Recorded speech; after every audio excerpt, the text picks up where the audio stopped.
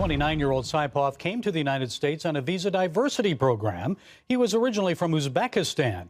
Now, Uzbeks have been involved in a number of terrorist attacks in recent years, mostly in Russia and Europe. And senior international correspondent George Thomas joins me to discuss the significance of Uzbekistan and the stands in the region and the war on terror. George, you've been to several of those countries in the region.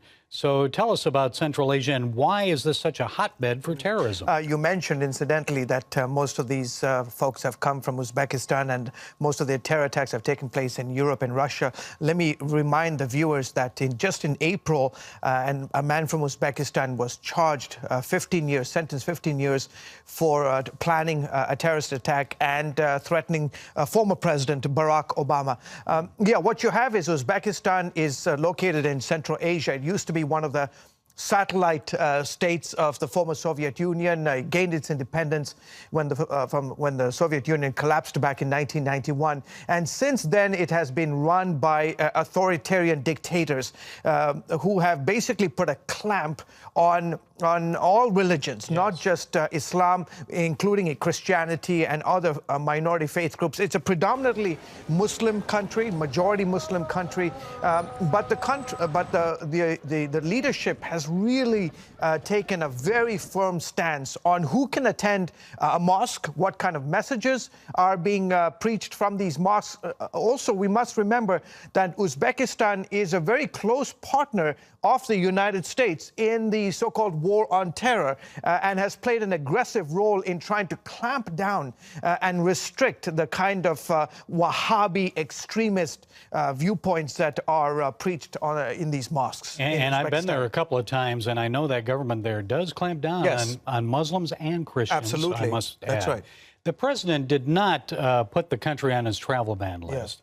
Should it be added? Yeah, you know, it's difficult. I mean, Gary, that's the nature of our nation, right? I mean, you have to have a visa to come to the United States if you're not from Europe primarily, but Africa, Central Asia, Latin America. I mean, you need a visa to come to the United States, and it's the nature of our society. We are an open society, and unfortunately, since 9/11, many of these folks who want to do us harm have found a way to take advantage of the openness that we have. I mean, think about it.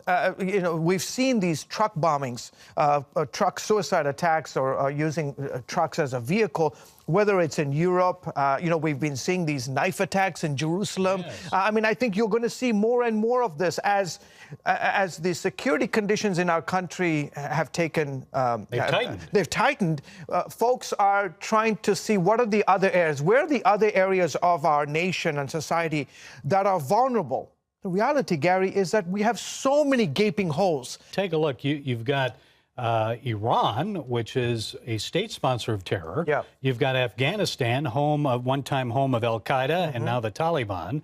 And Pakistan, who knows? I mean, Taliban, all kinds of militant Islamic groups there. And Uzbekistan. Pretty tough area. It's a tough neighborhood. You look there, Iran, Turkmenistan, Kazakhstan. George? Well, because, I mean, you have many of these societies, primarily the Stan countries, Tajikistan, Turkmenistan, Uzbekistan, Kyrgyzstan. All these countries gained independence from the Soviet Union, the former Soviet Union, back in 1991. They've tried to institute various economic, political, religious reforms, but they have failed. And what I mean by failed, they've either gone really radical Islamic in terms of their viewpoints, or they've gone dictatorial, authoritarian. And so what you have today, for example, in Uzbekistan, you have a country where the authority has really clamped down. So many Uzbek Muslims feel restricted, and so they cannot embrace these Wahhabi radical viewpoints, and so they leave the country and they go to Afghanistan, Iran, they go to Pakistan, India, and they've also gone, mind you, to the battlefield of Syria and Iraq. You have many from those Central Asian countries that have that have joined up with Al-Qaeda, ISIS, and other terror groups in the region. I'm sure you'll stay on top of it, and we look forward to more reports. You're most welcome. Thank you, sir. Thank you for joining us. Thanks.